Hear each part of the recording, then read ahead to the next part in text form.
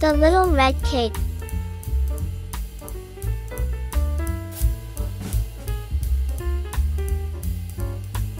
Once upon a time, there was an elderly woman who lived in the forest. Her cottage sat beneath 3 large oak trees. Built from wood, with green painted trim, the cottage blended into the trees. It did not matter that the cottage was small, she did not need much space.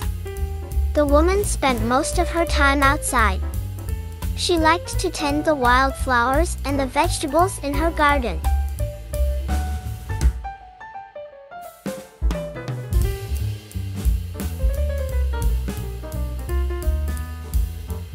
A kindly woodcutter lived in a house just beyond the forest. Sometimes he passed the elderly woman's cottage on his way to harvest some trees. He waved to the woman if he saw her in the garden. He always made sure she had enough wood for a fire at night. However, he worried about her safety because wily wolves haunted the nearby forest.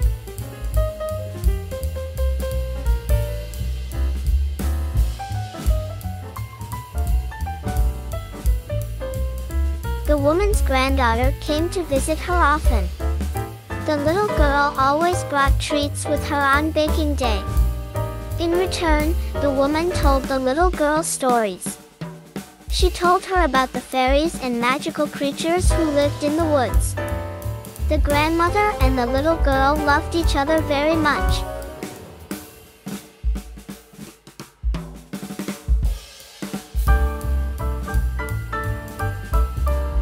One day on the path between her cottage and the creek, the elderly woman came across a wolf pup. The young wolf was howling at the base of a tree.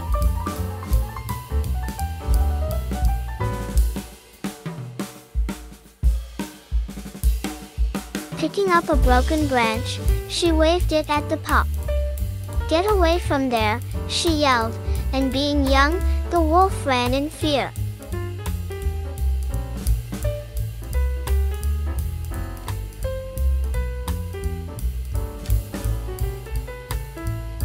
Looking up into the tree, the woman spied what made the wolf howl. A frightened fairy sat huddled on a tree branch. The woman smiled and gently coaxed the fairy down from its perch. She carefully carried her back to the cottage in her apron. The woman searched for something small enough to use as a blanket for the fairy.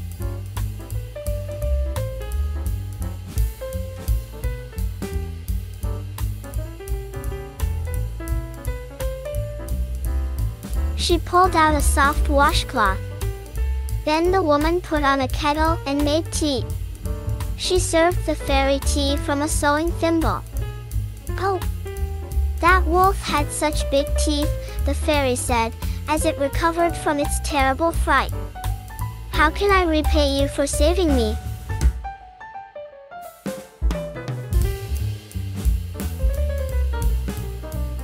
"There is no need," the woman explained.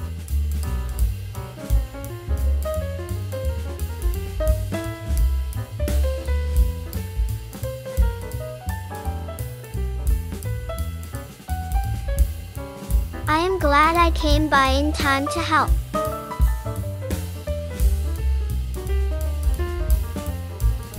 "I am better than most fairies with needle and thread. May I make you something?"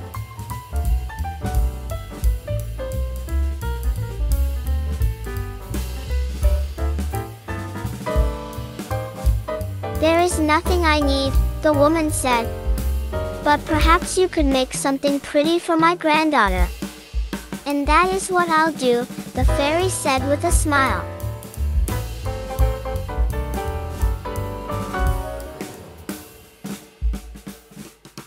Bouncing off the table, the fairy skipped across the floor and disappeared out the door.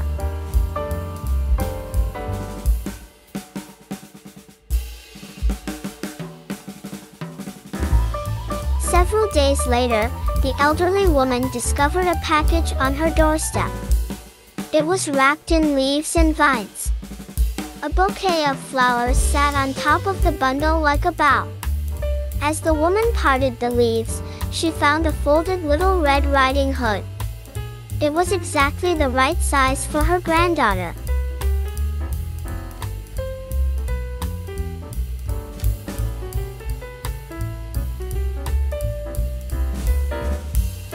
The elderly woman read the note that fell from the folds.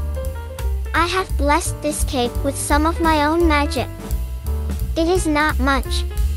Still, it should help to protect your granddaughter if she wanders from the path of safety.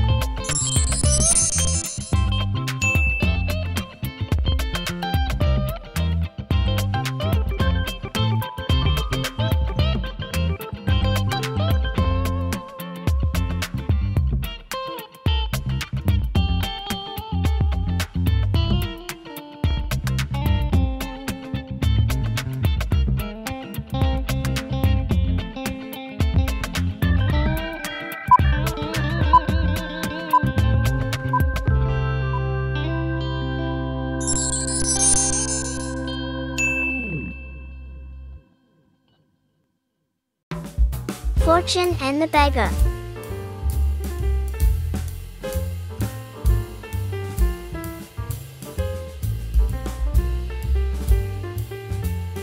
One day a ragged man was creeping along from house to house. He carried an old wallet in his hand and was asking at every door for money to buy something to eat.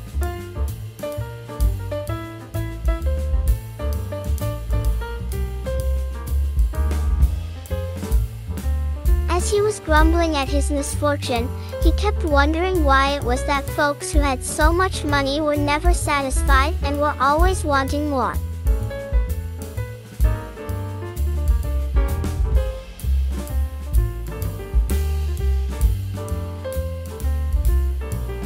I know of one man, said he, who was a good businessman, and he worked very hard and made himself wondrously rich a long time ago. Had he been wise, this man would have used his fortune to take care of himself and his family. What did he do instead? He wanted more money. He always wanted more money. He built ships and sent them to sea to trade with foreign lands. He thought he would get mountains of gold. He wanted to be the richest man in the world.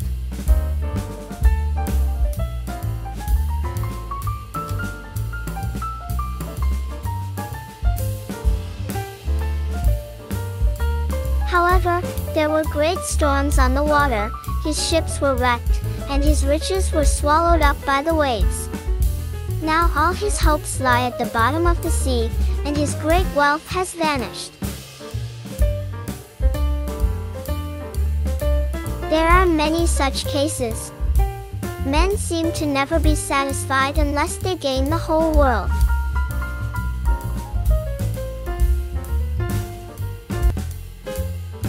As for me, if I had only enough to eat and to buy clothing, I would not want anything more.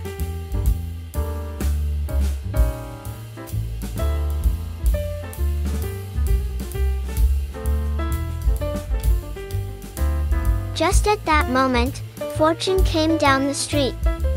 She saw the poor man and stopped. She said to him,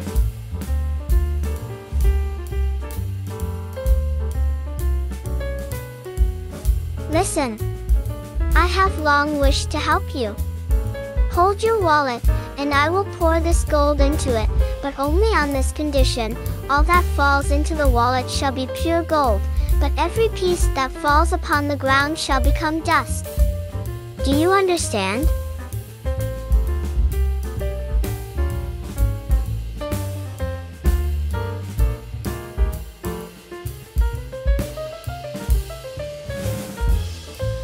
"Oh, yes, I understand," said the poor man. "Then be careful," said Fortune. "Your wallet is old, so do not load it too heavily."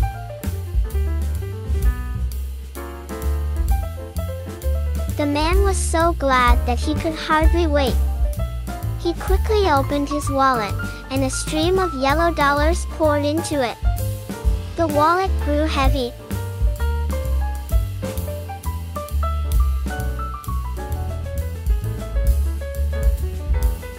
"Is that enough?" asked Fortune. "Not yet."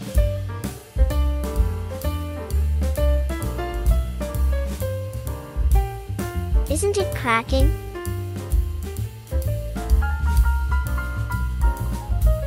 "Never fear."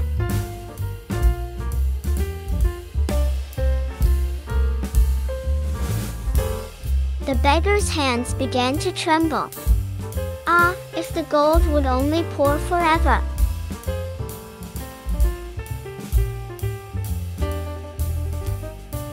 "You are the richest man in the world now."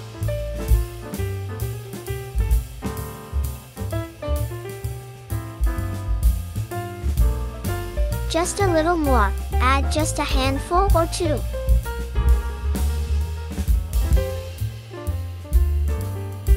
"There, it's full.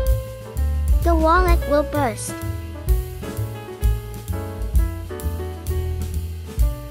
"But it will hold just a little more."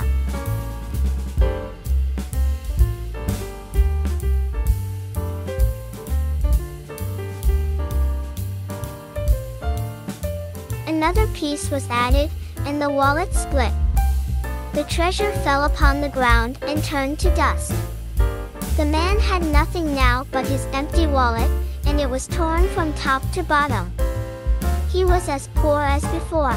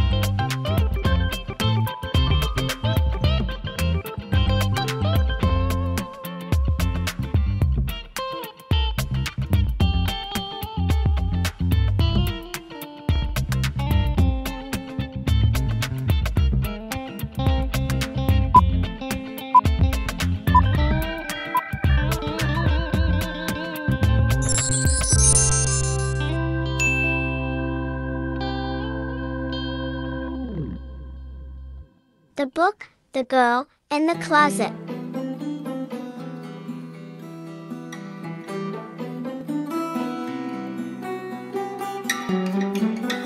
Bree liked to listen to stories. She liked all kinds of different stories. She liked it most when she found someone to read to her, because Bree did not like to read.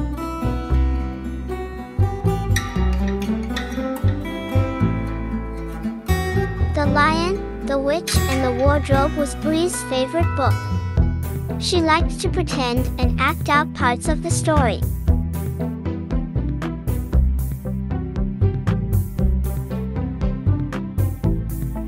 One day, she noticed the size of the closet while playing in the spare bedroom.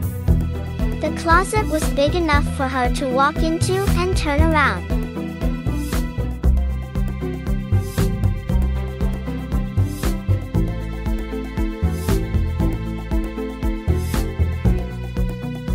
A closet is like a wardrobe, Bree thought. She wondered if she could turn it into a make-believe wardrobe.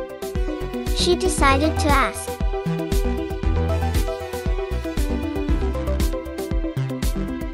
Well, you're right, nobody ever uses it, Mom said.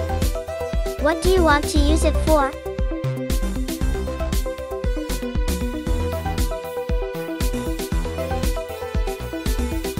I want to pretend it's the wardrobe in the story, Bree replied.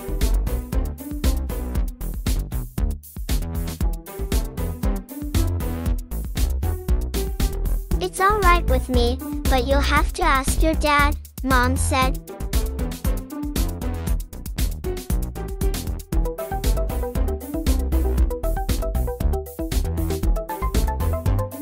As it turned out, Bree's dad did not mind her using the closet either. He did ask her to wait until he had time to fix the doorknob. Her dad worried she might get locked inside the closet by accident.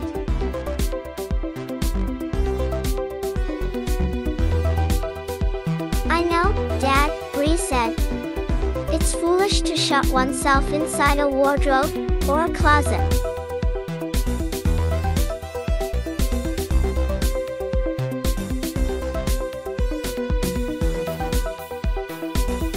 Soon after he fixed the doorknob, Bree's dad found some leftover paint.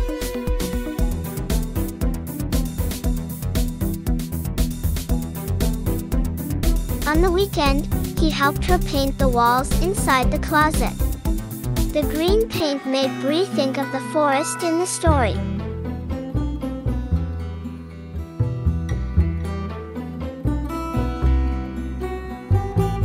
Bree's mom found her a thick, white rug that fit inside the closet. Her sister found her a fluffy, white pillow to sit on. Bree thought all the white looked like the snow in the story.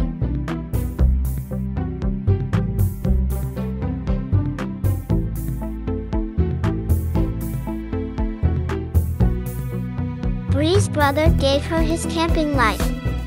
The light worked inside the closet because it did not need to be plugged in.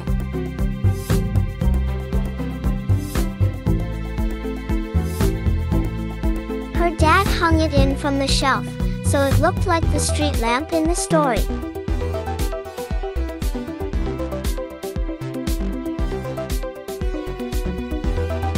Bree bought a poster of a lion to hang on the closet wall.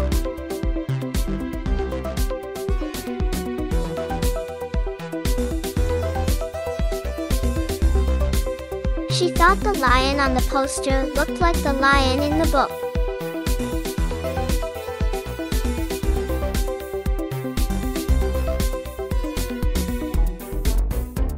Bree liked the lion's character the best.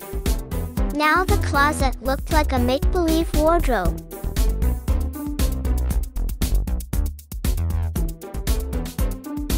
That night, Bree asked her dad to read her favorite story. She wanted him to read it to her while inside her make-believe wardrobe. The closet is not big enough for two, her dad explained. It's your play space.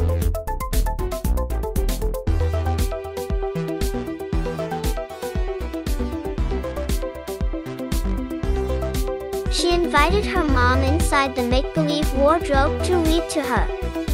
The closet is not big enough for two, Bree's mom explained. It's your play space.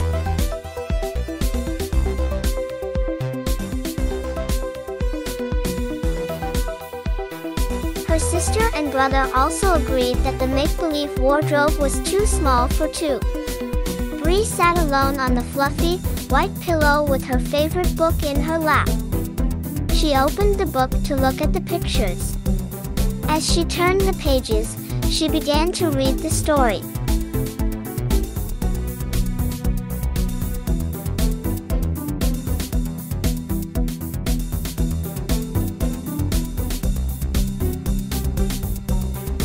Time for bed, Dad said as he knocked on the closet door.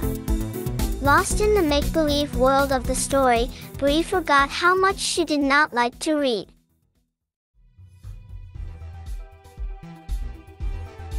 Please, Dad, just 5 more minutes, Bree said.